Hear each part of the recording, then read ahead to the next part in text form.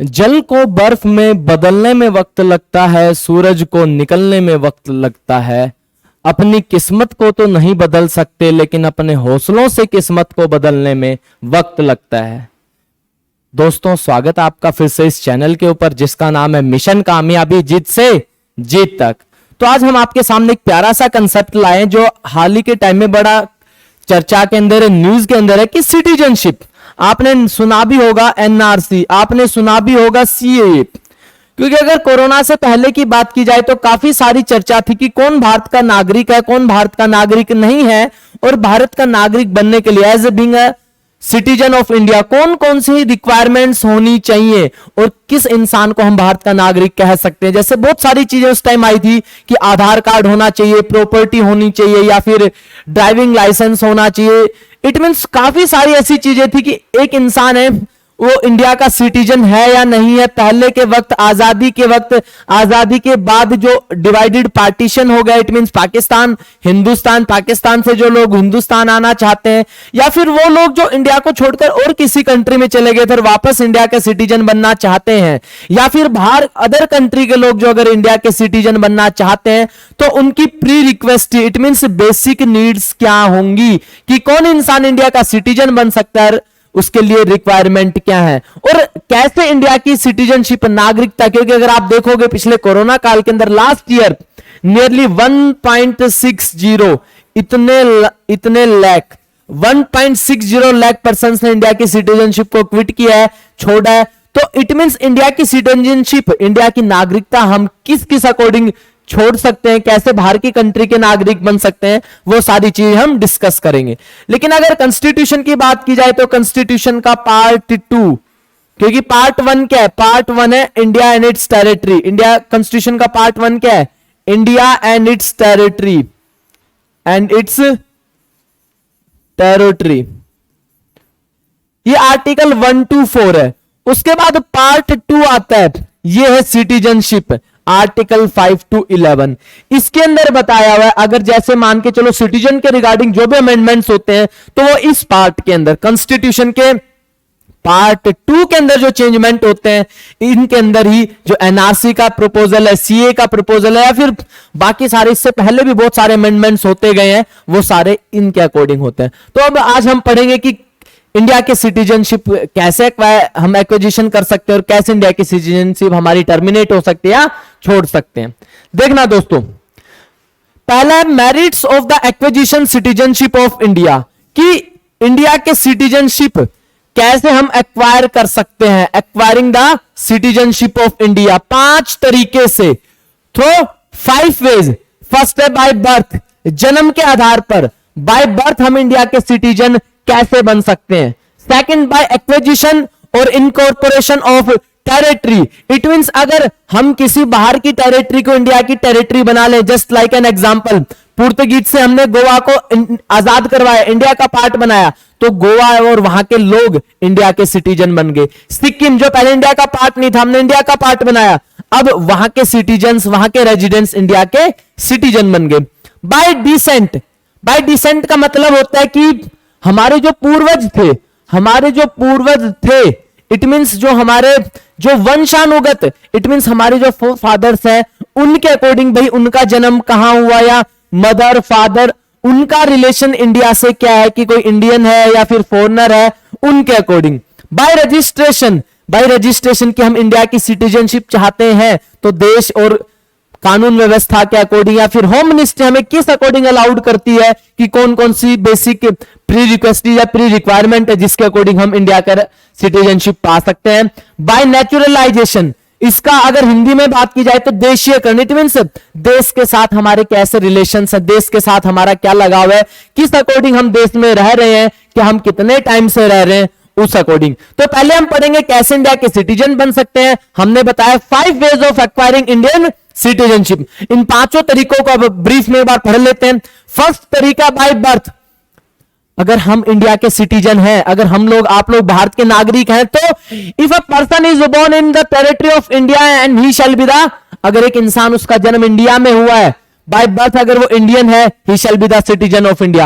ए person born और after 26th of January 1950 and before 1 July 1987, it means 1950 से 1987, respect of the citizenship of the parents, अगर एक इंसान है जिसका जन्म 1950 से 1987 के बीच इंडिया में हुआ, इस जमीन पर हुआ है, रिस्पेक्ट ऑफ द पेरेंट्स, उनके पेरेंट्स चाहे कहीं के भी हो, इंडिया के भी हो सकते हैं, फॉरेनर्स भी हो सकते हैं, it is called jus soli. Jus soli का मतलब होता है राइट ऑफ सोइल, जमीन का अधिकारी, इस धरती का अधिकारी। इट मींस जिस जमीन पर, जिस जगह उसका जन्म हुआ है, उसके अकॉर्डिंग बाय बर्थ, इस टाइम पीरियड के अकॉर्डिंग उसको यहां पे इंडिया की सिटीजनशिप लेने का अधिकार है। क्या कहेंगे? जस्ट सोली। ध्यान रखना, पूछा हुआ क्वेश्चन है कि 1950 से 1987, 1950 से 1987 के अंदर जिन इंसान का जन्म इंडिया में हुआ था, इरिस्पेक्ट of the place of birth of their father और मदर, वो किस बेसिस पे? जस्ट सोली बेसिस के ऊपर इंडिया के सिटीजन। अब मैंने आपको बताया, जस्ट नेक्स्ट देखना, 1987 से 2004, यहां तक हमने कवर किया। Either of the parent of the person should be a citizen of India. अब इसमें आ गया भाई, यहां तक तो था कि सिटीजन हो या ना हो, अब यह कि इसमें से मदर या फादर 1987 के बाद हो गया कि वही इंडिया का सिटीजन रहेगा कि जिनके मदर या फादर में से एटलीस्ट एक इंडिया के सिटीजन हो, और उस पर्सन का जन्म भी कहां हो? इंडिया के अंदर हो।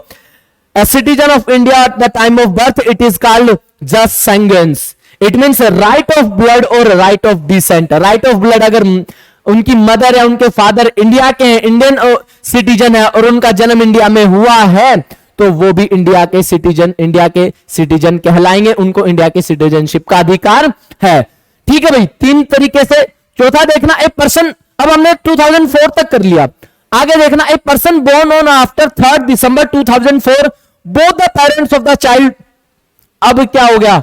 बोथ पेरेंट्स, 2004 के बाद जिस भी इंसान ने जन्म लिया, अगर उसके दोनों मदर और फादर की बात की जाए, दोनों पेरेंट, मदर और फादर दोनों इंडिया के हैं, तब ही shall be called the citizen of India. A person shall not acquire citizen of India if any of his parents is involved or enemy aligned on an illegal migrant। अगर illegal migrant है, उस case के अंदर वो अपनी citizenship नहीं ले सकता। फर्स्ट तरीका बाय बर्थ, सेकंड है बाय एक्विजिशन। मैंने बताया जब बाहर की जमीन इंडिया का पार्ट बन जाती है, इफ एनी टेरिटरी और state becomes the part of India, then the central government shall declare it as the part of Union of India by issuing official gazette। ठीक है दोस्तों, देखो एग्जांपल दिया हुआ गोवा का, सिक्किम का, पुडुचेरी का, दमन एवं दीव का, क्योंकि हमने साउथ वाला पार्ट है, अगर हम वेस्टर्न कोस्ट की बात की जाए, हमने पुर्तगीज से इंडिया का पार्ट बनाया था, इसलिए वहां की पॉपुलेशन है, वहां के लोग हैं, वहां के रेजिडेंट है, इंडिया की सिटीजनशिप एक्वायर कर लेंगे। ठीक है, by descent, it means parents के बेसिस के ऊपर। If a person is born outside India on और 26th of Jan 1950 but after 10 December 1992 will be considered as a citizen of India। अब देखो 1950 से 1992 but subject to the fact that his father must be a citizen of India। It means 1950 से 1992 के बीच में अगर किसी इंसान का जन्म इंडिया के बाहर हुआ है, लेकिन उस टाइम उनके father Indian citizen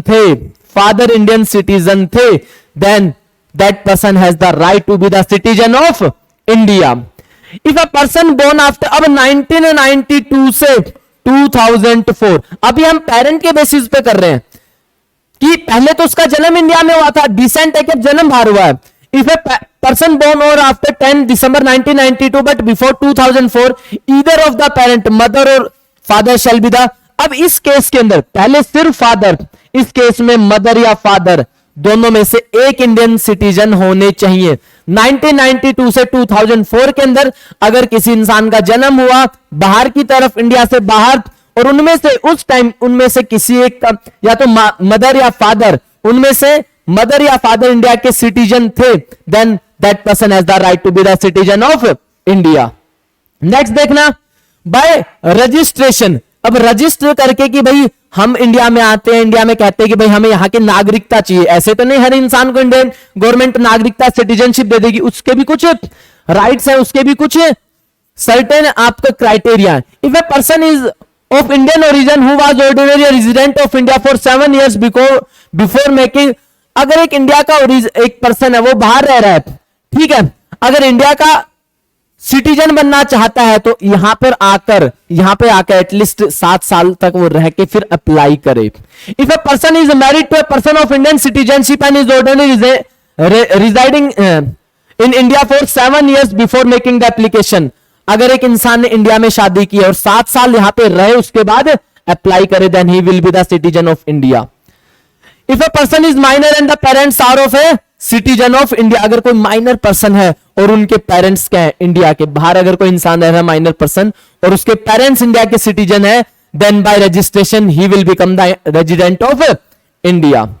next, a person who और his parents were earlier citizen of India after independence and is residing in India for year before making the application, अगर कोई इंसान है जिसके पेरेंट्स, पहले के पेरेंट्स, ए पर्सन हु और his parents are earlier citizen of India लेकिन अब नहीं है, तो अब उसको मान के चलो यहां से वो लोग बाहर चले गए, बाहर रहने लग गए पूरे वर्ल्ड में, यहां से लोग चले गए और यूएई में रहने लग गए, ऑस्ट्रेलिया में रहने लग गए. अगर वो इंसान चाह रहा है कि उसके पेरेंट्स पहले सिटीजन थे और वो अब इंडिया का सिटीजन बनना चाहता है, इंडिया में आए 1 साल रहे और ये प्रूव करे कि भाई मेरे पेरेंट्स तो अर्लियर इंडिया के सिटीजन थे, तो 1 साल रहने के बाद अप्लाई करेगा, then he will be the, अगर रजिस्ट्रेशन उसकी एक्सेप्ट हो जाती है तो he will be the citizen of India. If a person is registered as an overseas citizen of India and foreigner of Indian origin who is given the status of work and live in the territory of India, अगर कोई overseas citizen है लेकिन वो India में काम कर रहा है, रह रहा है और 1 साल कंप्लीट होने के अंदर के बाद अगर वो अप्लाई करता है तो इंडिया गवर्नमेंट उसको सिटीजनशिप दे सकती है. बाय नेचुरलाइजेशन, नेक्स्ट तरीका कौन सा भाई, बाय नेचुरलाइजेशन. अब नेचुरलाइजेशन का मतलब होता है देशीयकरण. इट मींस अगर कैसे डायरेक्टली इनडायरेक्टली देश में रह रहा है, देश में उसका कनेक्शन है. A citizen is required by making an application, central government से अप्लाई करने के ऊपर कि अगर यहां पे रह रहा है, जैसे पहले के टाइम में क्या था, पहले के टाइम में जैसे मैंने आपको बताया 14 years के अंदर अगर आप 11 साल रहे, जैसे अब ये कर दिया गया 5 साल, ठीक है. For granting citizen to a person the criteria of the 3rd schedule, citizenship के रिगार्डिंग 3rd शेड्यूल का क्राइटेरिया वो फुलफिल होना चाहिए. The person to whom citizen certificate is granted must have knowledge of the 8th schedule के अंदर जो language है, 8th schedule के अंदर जो 22 लैंग्वेज है, जो आर्टिकल 343 के अंदर भी है, उन 22 लैंग्वेज में से एक लैंग्वेज की नॉलेज होनी चाहिए और इलीगल माइग्रेंट नहीं होना चाहिए और यहां की सिटीजनशिप लेने से पहले रिनाउंस द प्रीवियस सिटीजनशिप. आगे देखना दोस्तों, the person must have rigid. अब पहले क्या था कि 14 में से जब उसने अप्लाई किया इंडिया की सिटीजनशिप में, उसके आखिर के 14 साल में से 11 साल इंडिया में रहो, लेकिन अब ये चेंज कर दिया गया 2019 के एक्ट के अकॉर्डिंग. इसमें क्या किया गया है, लास्ट 5 years में आप इंडिया में रह रहे हो कि the number of years 11 has been decrease to 5 years and 1 year, कि आपने आखिर के 14 में से 5 साल इंडिया में रहे हो, ठीक है, और 1 साल आखिरी वाला 1 साल इंडिया में ही हो, उनमें से 5 साल और आखिर वाले 1 साल, then you can apply for the citizenship. If the person has made a significant contribution, अगर आपने साइंस में, आर्ट्स में, लिटरेचर, ह्यूमन प्रोग्रेस के अंदर, मानवता के अंदर, आर्ट्स के अंदर, कला के अंदर, संगीत, लिटरेचर, जैसे अदनान सामी जी ने भी अगर बात की जाए आर्ट्स के अंदर, अगर म्यूजिक के अंदर, कला के अंदर उन्होंने योगदान दिया था, इसलिए ही has granted the Indian citizenship. अब हम डिस्कस करेंगे कि कैसे the ways through which one can lose Indian citizenship. 3 process है. By renunciation, a person may voluntary renounce the citizenship of India, अगर एक इंसान खुद से सिटीजनशिप छोड़ देता है.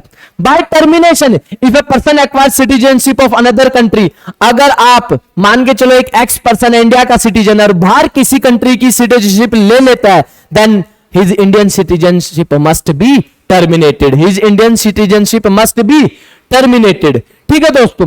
लास्ट है बाय डेप्रीवेशन. डेप्रीवेशन का नॉर्मल मतलब होता है वंचित.